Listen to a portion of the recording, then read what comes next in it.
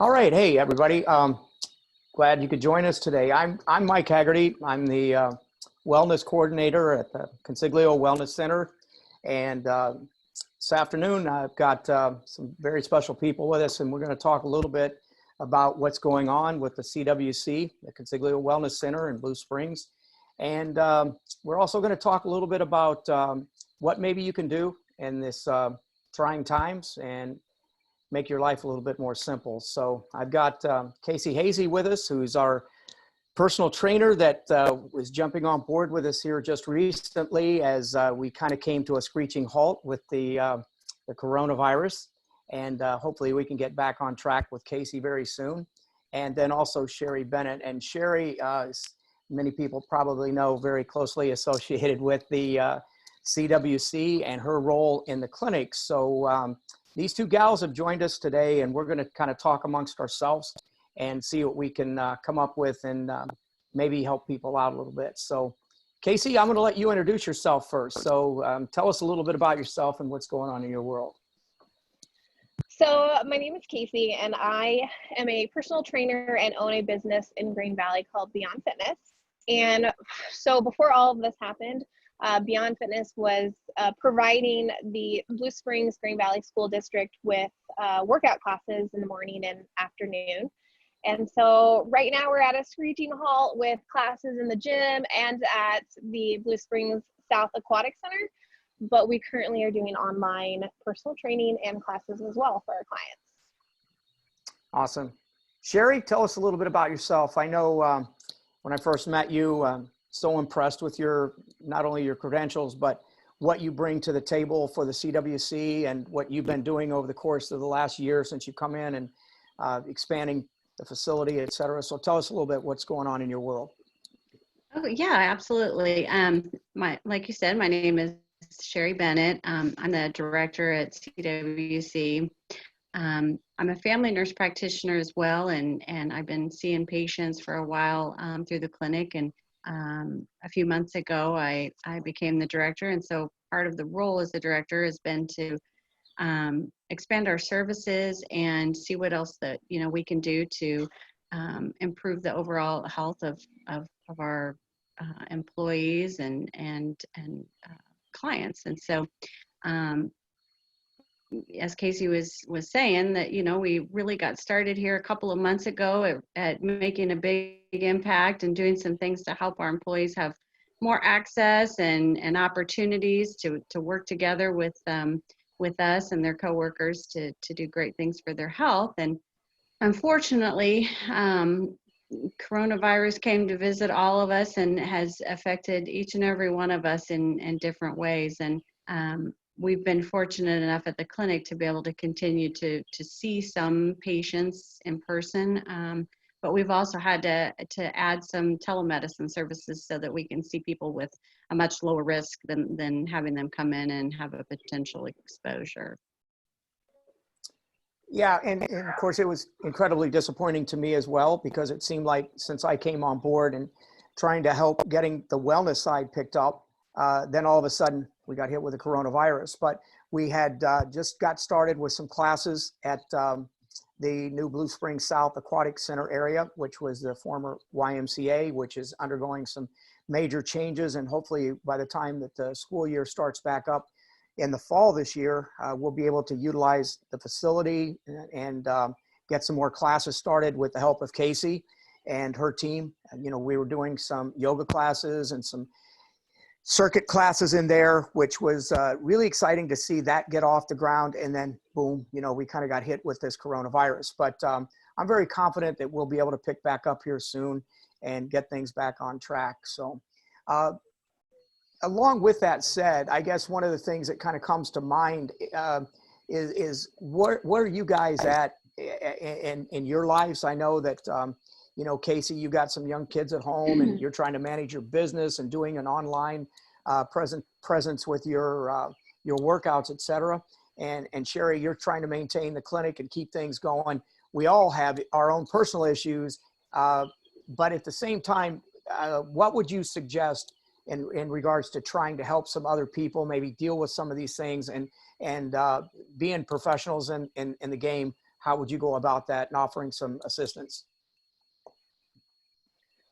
I can go ahead and start. Yeah, Case. When it comes into like the health and wellness portion with the gym, I think one thing that has been, I try to find like what's the silver lining in all of this, right?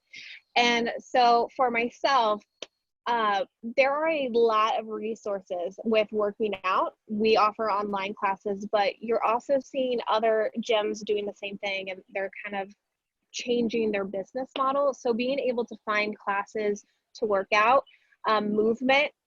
I have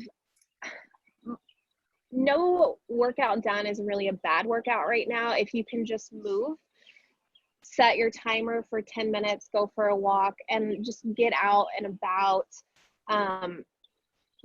get your legs moving, right? And then also nourishment. I think we've talked about it too. Are we reaching for the bag of Doritos versus something that's a healthier snack and things like that?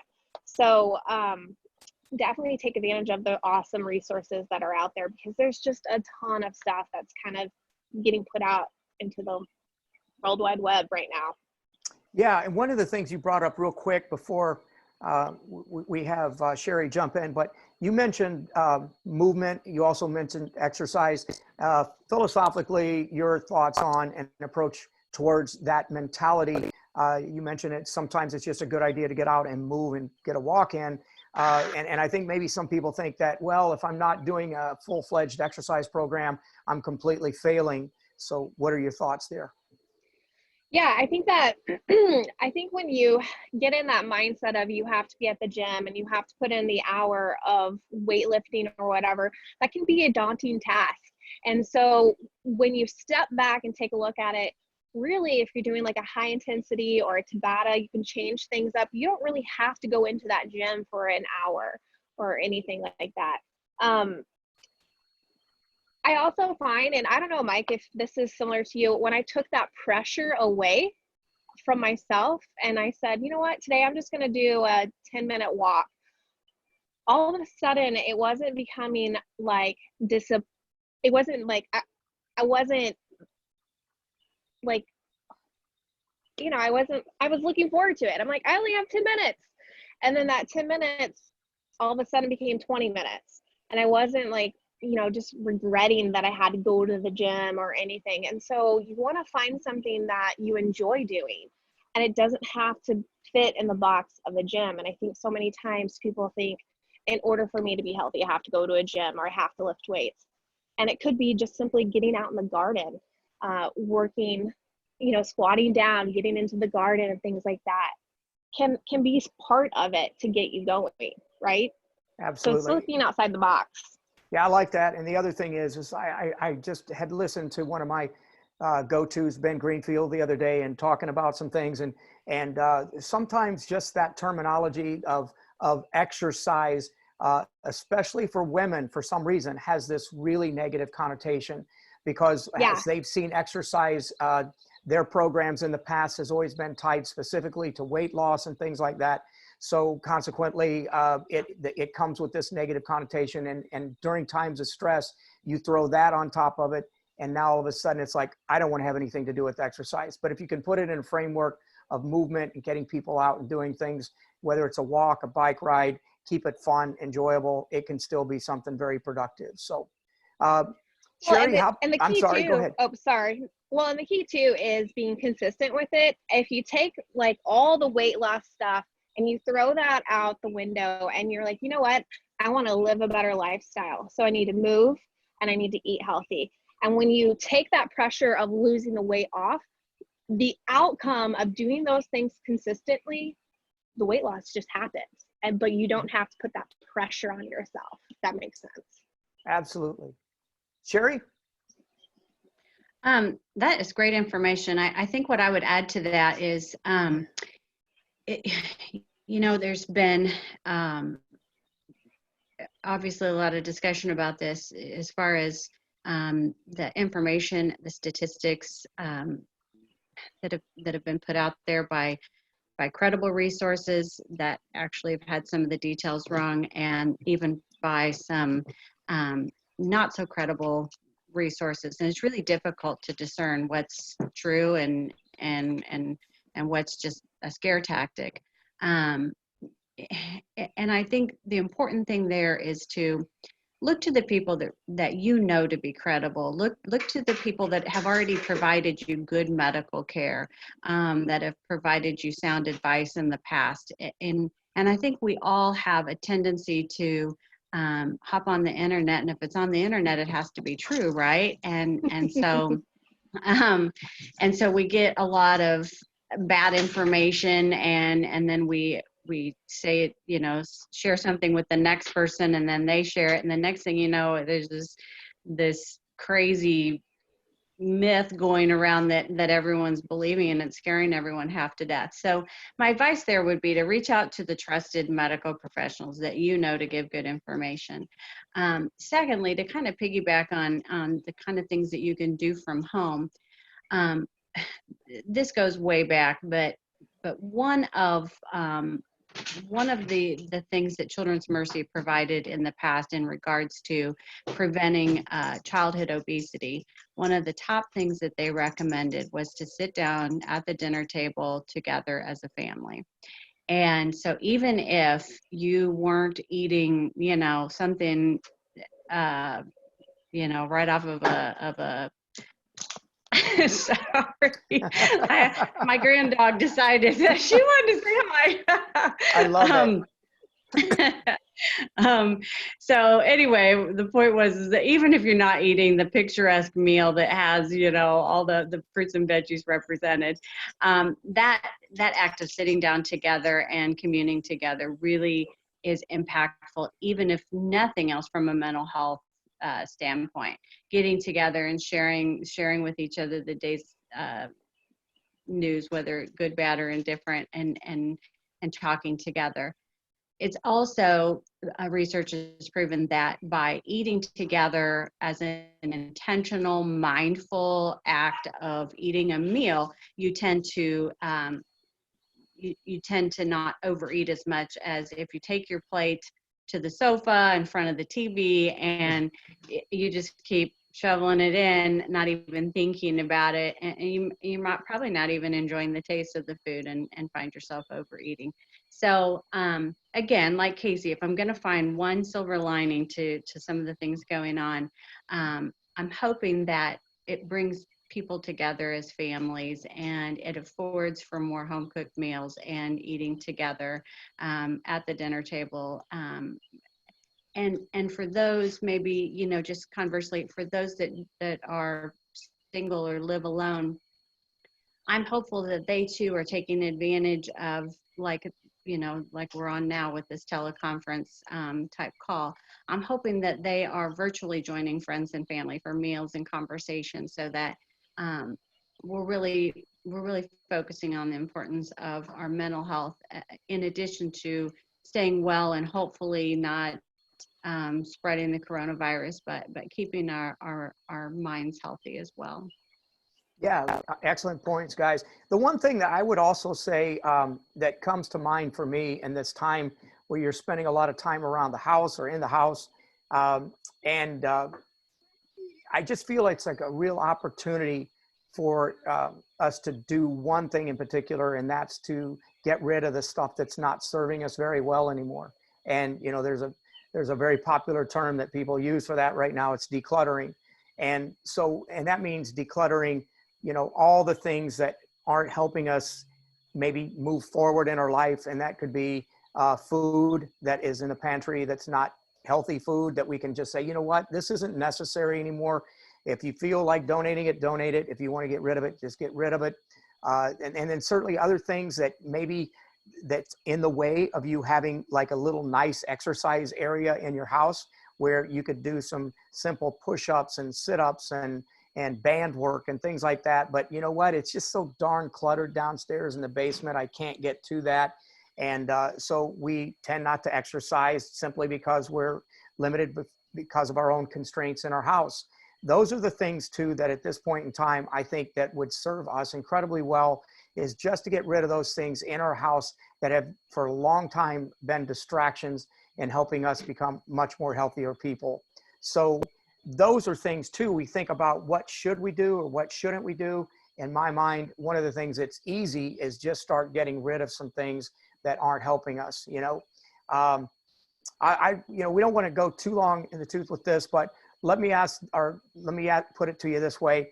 What is one thing that you feel like you have had to work on that has been somewhat of a challenge? We talked about the things that we think help us, but where have your hiccups come in this time over the course of the last month or so? Casey? So I would say my hiccup, this might sound weird, is having all of the time and trying to organize my time in the appropriate way, so sometimes I always, as a mom, you're going from one thing to the next, and it's schedules, and then it's logistics, and where do you move all these pieces. So now I have all this time, but I'm still like, wait, what do I need to be doing? And so my brain kind of gets a little bit flustered, and I have to start writing down, remember, like, don't forget, I need to do this, I need this, because I am trying to juggle homeschooling, running the business, online personal training as well. And so it's making sure I'm checking off what I need to do, but then I have that dead space that I'm like, I forgot something. Yeah, that's a tough, I think that's a big thing. We've got our schedules and we want to stay on a schedule, but what does that schedule really look like during this shift of time? And sometimes I think you just got to be a bit more creative because the typical schedule isn't working, right? We've got to be able to adjust and know that, is there some stress involved, but maybe it's just motivation to move and to make a change. That's all. So Sherri, how about yourself? Those are good points, Casey. I hadn't really thought about that, but that is true. It's weird. We never have an abundance of time, and now to try to figure out how we're going to organize it, that is strange. I would say probably individually, but more so professionally, I would say that the hard part has been the lack of personal in-person contact with people. I'm a people person. I like to enjoy other people's company, whether I'm at work or at home. And so that part has been so hard to not have that regular, in-person contact. And of course in the clinic, we have seen a fraction of the number of patients. And I imagine for the majority of people, it's because they're fearful of what they might catch or contract coming out. Might be far worse than the problem that they're having and might otherwise seek care. So that's kind of hard to not be able to see those people and help them. And other than my little nucleus family at home, I really miss my extended family terribly, and so we've combated some of that by both things, whether at work or at home, by offering the virtual visits through the clinic, and then of course with my home life, we have FaceTimed and Zoomed and every other platform to get on and be able to at least see each other's faces and feel like we're together, even though we are apart. Yeah, it's both great comments. My big hiccup probably right now is trying to readjust my schedule. I think that's certainly been my hardest issue, is trying to figure out, because in the past, when you could freely go to and from your house and you could schedule those times inside of your internal working day, it was a little bit easier. And now that you can't just come and go, it has to be done virtually. It has to be done, spending a lot of time on the computer, certainly seeing clients online and such. Again, like what you were saying too, Sherri, missing that real face-to-face interpersonal communication, seeing a real 3D person as opposed to the 2D person has been a bit of a challenge. But I think I've adjusted fairly well for the most part. My dogs haven't. My dogs have, I love my dogs, but they're really starting to get on my nerves after this. And I'm sure I'm probably getting on their nerves too, just being on top of each other. And I think they believe that since I'm home, that they need to be taken out more often for some reason. And because normally they can go for like 12 hours in the day without a problem. Now that I'm here, they think they need to go to the door every 5 to 10 minutes. And I haven't figured that part out yet, but that's certainly been a bit of a challenge. So I think we'll call it good for right now. If there's anything else that you'd like to add, Casey, one last comment before we chip it away. No, I think leave it there, and then we'll hopefully dive in deeper, right? Yeah, we talked too about the possibility of having maybe another guest on, a mindfulness coach, or somebody that we feel might bring something in content to our guest and people with the Consiglio Wellness Center group. So, and Sherri, any last departing thoughts from your side? You know, without saying too much, I just want to dangle that little bit of a carrot. In addition to, you go ahead and dangle that carrot. I'm trying to bribe them in. So in addition to other guests and providing additional information, I think stick with us at CWC. You know, hopefully you've used our services in the past, or if you've had the need for the services, hopefully, you know, we were somebody that you look to. But stick with us, keep your eye on us. We have really big things coming in the coming months. And even though we have this challenge right now of staying home and not being able to get together to make things happen, that's not stopping us. And so I just want to encourage everyone to keep an eye on us. We have some good stuff coming. Yeah, and we do. And we also have just started a new Facebook group that we can pull people in, and it'll be based on invite, I believe, right? It's by invite, but we can certainly entertain some new ideas, new thoughts. If you have some concerns, please feel to reach out to us individually. My email, mhagerty@bssd.net. Sherri, email contact? Yeah, sbennett@bssd.net. Casey? kch.cpt@gmail.com. So certainly feel free to reach out to us at any time. Until next time, we'll see you later. Thanks for joining us. Thank you. Thank you.